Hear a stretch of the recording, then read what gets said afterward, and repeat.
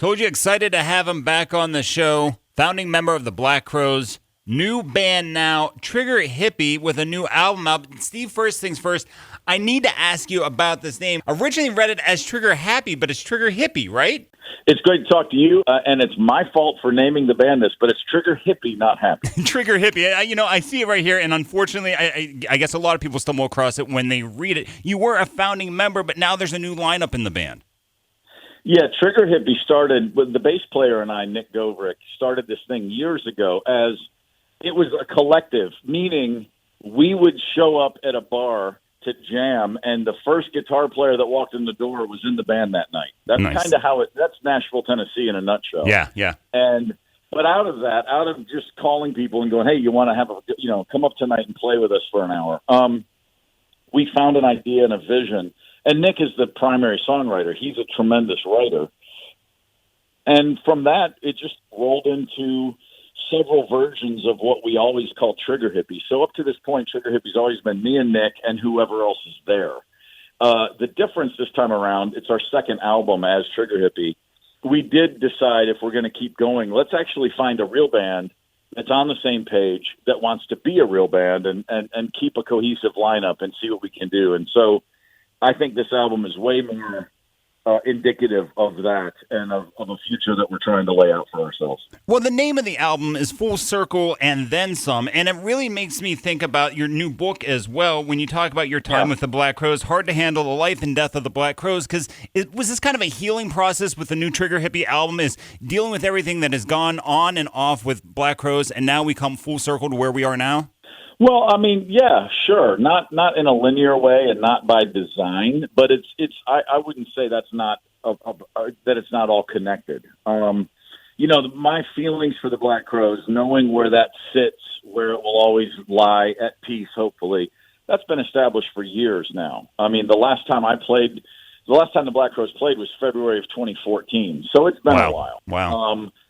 And so that all sat where it sat. Our original piano player, Ed Harsh, died in 2016, and that was the final nail in a coffin that I thought was already completely nailed shut. But, there was one more level, if you will, where I went, okay, it's that just, it didn't convince me that it was over. It made it put everything at peace. Like, okay, it's really over. Like, there's no, that's it. That band, there could be a version of the Black Crowes in the future. And in fact, I'm sure there will be. It won't involve me. It won't involve anybody but the brothers. And that's fine. They need to go make money. Go ahead. But the band, the idea of what the Black Crowes really was at its greatest and at its essence, that's been dead for years and years. And so writing the book is certainly a chance to explain my thoughts and my feelings about all that. But like when I'm making the Trigger Hippy record, I'm not thinking about the Black Crowes at all. I'm very involved in the moment right now. And it's funny because I'm talking about the book a lot. I'm not reliving the past. I'm talking about a brand new book. It just happens to be about the past, and there is a difference there. Absolutely. But when you talk about being in there with Trigger Hippy, I still find that same Southern soul. And I think about the Black Crowes in a time where they came out in 1990, the debut album. You had bands like Motley Crue and Poison, some of the biggest names in the world, dominating MTV and the charts. What was it about Georgia and the indie scene at the time that seemed to attract so many eclectic musicians? Man, it's a great question. I think, we were from Atlanta, and Athens is 60 miles away, but in a sense, it was a million miles away. I mean, by design from both scenes. Now, we got along. We were in Athens all the time, and we had friends in Athens bands, but Athens had become such the hip place, right. And you got a college town. I mean, Peter Buck, I think, of REM said it best early on in their run. He said, why are the B-52s and Pylon and Love Tractor and REM, why are all these bands in Athens, Georgia? And he said, well, you've got an art school and you got nothing to do. So you got a bunch of Southern freaks who want to go to art school, and right. Then they get to a town, and he called it cultivating small-town boredom. And I think that, I've told my kids for years, there's nothing better than being bored, because it makes you get up and do something. The Atlanta music scene it's a little bit, a college town and a big city like Atlanta just are inherently very different grounds for bands. But the Southern things certainly connect. Even a band like REM is very Southern. It's not what people call Southern rock, right. But their sensibility, everything about all those bands that we grew up emulating and loving and taking pages from their books, if you will. You know, it all turned into what the Black Crowes were. Now, that said, in 1989, when we were making Shake Your Moneymaker, we were well aware that Poison and Motley Crue were dominating rock radio and MTV, and we never in a million years thought we'd be right there next to them a year later. It was just a belief in the music that you were making. You enjoyed the music that you were doing, and it wasn't about competing with the other guys. Like, hey, we're going to put out a record we like, and wherever it falls, it falls. We talked about if we can sell 50,000 copies, then maybe they'll let us make another album. That was honestly what we would say. Right. And listen, nobody was more surprised than the Black Crowes when the Black Crowes had a hit record. And you know, we handled it poorly. You know, we did well, but we had a hard time admitting that we were shocked. Our response was to act like, yeah, we knew this was going to happen, but that wasn't true at all. We were flying blind and trying to act like it was normal, but it was mind-boggling. I mean, you know, like you said, there was Guns N' Roses, and then there was everything else. Right. There was nothing like the Black Crowes. And then, you know, within 2 years, then there was Nirvana. So we had this brief period of time where we were this, you know, bridge between continents, one being Guns N' Roses and one being Nirvana. And we had a little run in the middle there that was, and we always stayed in the middle. We were never aligned with any scene or particular sound. We just kind of did our own thing. Talking with Steve Gorman, founding member of Black Crowes, new album out from his other band, Trigger Hippy. It's their second album. But as we talk about your book as well, and the book is called Hard to Handle, The Life and Death of Black Crowes, a Memoir. The first album was huge for you guys. Who made the call to go with an old Otis Redding song, Hard to Handle, as the single?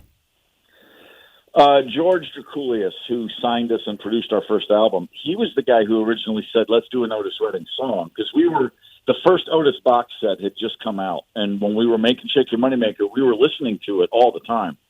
And he said, let's do an Otis song. Georgia band, Georgia singer, you know. Yeah. And Chris was the first person to say, are you crazy? Which, you know, not too many 23-year-old singers want to do an Otis song right out of the gate. Sure. You know what I mean? It's a bit of a... But that said, then Chris said, well, that Hard to Handle is kind of cool. Maybe we could do our own version of that. And we put it together one day, and it felt cool, and Chris sang the break. His cadence is different than Otis's, so it seemed a little unique. And he sang it his way, and we liked it. We recorded it, and at no time, again, the same band that thought we'd sell 50,000 records, I thought that would be a B-side on a Japanese single. You know what I mean? Right. Like, no one wants to hear Otis Redding in the 1990 except us. Well, it would be a cool song to play live. The diehards will know what it is, right. Blah, blah, blah. I'm thinking it's going to be like, you know, when REM used to put a Velvet Underground song on a single, you know? And, sure. No, not exactly. When the album was mastered, the label and George, you know, they didn't ask our opinion. It was just on the album, and I was stunned. I was like, this is ridiculous. I didn't want a cover on our album. And then, you know, you play the album for all your friends, and every one of them is like, ooh, what's that? Go back to that. Go back, yeah. Yeah, and then you start to go, maybe I don't know so much. Well, maybe I'll just keep playing drums. In recording the albums, you come up to the second album with Black Crowes, one of the biggest bands in the world by that point. But you mentioned in the book, following the second album, in the 20-plus years that followed for the Black Crowes on the road, you lost about 90% of the original audience, but that was by design. Why? Well, not my design, but it was because, you know, it's funny. I've been talking a lot about the book. The number of radio people that all tell me a story of when Chris came in and basically, you know, and treated them terribly or didn't turn up for the interview. You know, those first two albums are really good records. Their success has a lot more to do than just being great albums. You know, we worked hard. We promoted. We did the things you do to sell 5 million albums. I mean, very few albums sell that many copies by happenstance. No, you have to put the work in. Yeah. You got to put the work in. And we just stopped doing the work. I mean, it's real simple. Chris didn't want to promote. He didn't want to do 100 interviews a week or whatever it was. And then he also didn't like it when the rest of the band was doing all of them. So we were kind of stuck. There was just an awful lot of the internal dysfunction just grew to a place where doing anything constructive, doing anything where we, you know, and all agree on anything and be on the same page and be effective became impossible. And, you know, it was an internal squabble. There was nothing external that could have ever killed the Black Crowes. it was always going to be self-inflicted injury, and that's what it was. Well, that battle between Chris and Rich goes back before the band started calling it quits at first in 2002. You go back on the road after that. But Chris and Rich Robinson would always try to mend fences, go back on the road. Wasn't a fresh wound. The fighting between the brothers goes back to the earliest days of the band, right? Well, it goes back to Sure. Yeah. I started playing with them in 1987, and it was already like that. It was long established by that point, and they were 18 and 20 at that time. Mm-hmm. The difference, when you're a local band, even when you're brothers and you're in a local band, they didn't live together. They'd go, we'd have a show. We might have a good night. The next day, there might be a huge fight. Whatever it was, there was always 3 and 4 and 5 day gaps where we wouldn't see each other again. You know what I mean? Like, I had a job. Right. We all had lives in a local band. When you hit the road on a bus and you are together every single day for 20 straight months, small slights become giant cracks in the foundation. I always say that the hardest part about being in a band is being in a band. Because when you're never away from each other, something that makes you laugh when it happens once, by the 12th time, it's you're ready to fight somebody. Sure. You know what I mean? Like, there is and it can be as simple as, someone farts in the van and it's like, oh, geez, dude, are you okay? Well, when that happens 3 days in a row, you're literally going to pull over and punch the guy. It's hard. Being in a band's hard, man, because everything is the difference between the label called and said 50 stations dropped your single today because your singer's an idiot. That has the same response as, who tore my shirt? Right. Yeah, you lose sight of perspective real fast. We're talking with Steve Gorman, founding member of Black Crowes, new album out from his other band now, Trigger Hippy, Full Circle, and Then Some. And the single on here, Don't Want to Bring You Down. Now, that's kind of where this conversation comes full circle, because we talk about the history with Black Crowes. I'm sure it was a cathartic experience to write the book, but now with the new album, not looking to bring people down, trying to bring them back to that roots music. Absolutely. It's a very musical album, which is a strange thing to say because, of course, it's music, but I think we go in a lot of directions. Yes. But, again, there's a through line. It grooves, and it feels good, and we're just trying to get people's hips moving. HIPPY.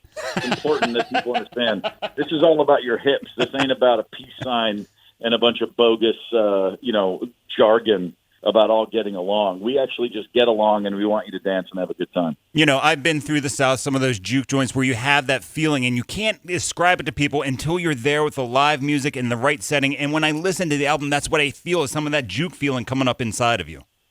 I hope so. That's always good for me. Always good to talk to you. Steve Gorman. Again, the new album out, Trigger Hippy, Full Circle, and Then Some. And you can also pick up his book, Hard to Handle, The Life and Death of the Black Crowes, a memoir. Steve Gorman, thanks so much for making time.